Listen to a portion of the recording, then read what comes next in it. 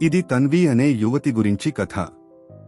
ఆమె ఎప్పుడూ మాట్లాడే అడవి యొక్క రహస్యాలపై ఆసక్తి చూపేది. ఆమె పాత పుస్తకాలను చదవటానికి మరియు అనుభవజ్ఞుడైన అన్వేషకుడు అయిన తన తాతగారి కథలను వినటానికి ఎన్నో గంటలు కేటాయించేది.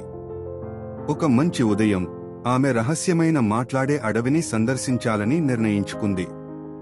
తన్వి తన బ్యాక్ ప్యాక్లో అవసరమైన వస్తువులను ప్యాక్ చేసింది. ఒక నీటి సీసా, ఎనర్జీ బార్లు మరియు ప్రథమ చికిత్సా కిట్. ఆమె హైకింగ్ బూట్స్ వేసుకుని బ్యాక్ ప్యాక్ స్ట్రాప్స్ ను సర్దుకుంది.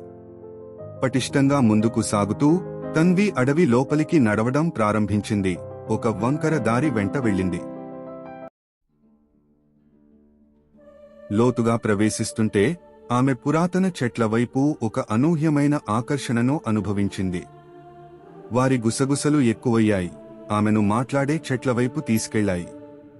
తన్వి ఒక చెట్లలేని ప్రదేశం వద్ద ఆగి తన నీటి సీసా నుండి నీరు తాగింది. ఆమె చుట్టూ చూసింది. ఎత్తైన చెట్లు మరియు పైనుండి సున్నితమైన సూర్యకాంతిని ఆహ్లాదకరంగా చూస్తూ కొత్త ఉత్సాహంతో ఆమె తన ప్రయాణాన్ని కొనసాగించింది. ఆమెను పురాతన చెట్టుకు తీసుకెళ్లే గుసగుసలను అనుసరించింది. గుసగుసలు ఇంకా ఎక్కువగా వినిపించాయి.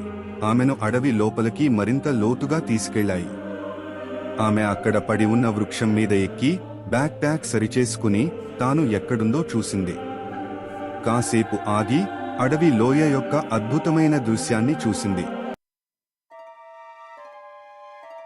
ఆశ్చర్యంతో తన్వి ఆ వంకర దారిని అనుసరించింది. అది ఆమెను ఒక రహస్యమైన స్థలానికి తీసుకెళ్ళింది. చివరకు ఆమె దానిని కనుగొంది. ఎత్తైన చెట్లతో చుట్టిన ఒక రహస్యమైన గుహ. గుసగుసలు సున్నితంగా మారి మరువబడిన కథలు మరియు శాశ్వత జ్ఞానాన్ని పంచుకుంటున్నాయి. గుహలోకి ప్రవేశించే ముందు తన్వి కళ్ళు పెద్దవి అయ్యాయి. ఆమె ముందున్న పురాతన చెట్టును చూసి చెట్టు వైపు సాగి తన చేతితో దాని పైరు తాకుతూ తన చెవులకు మాత్రమే వినిపించే రహస్య గుసగుసలను ఆస్వాదిస్తూ ముందుకు అడుగు వేసింది.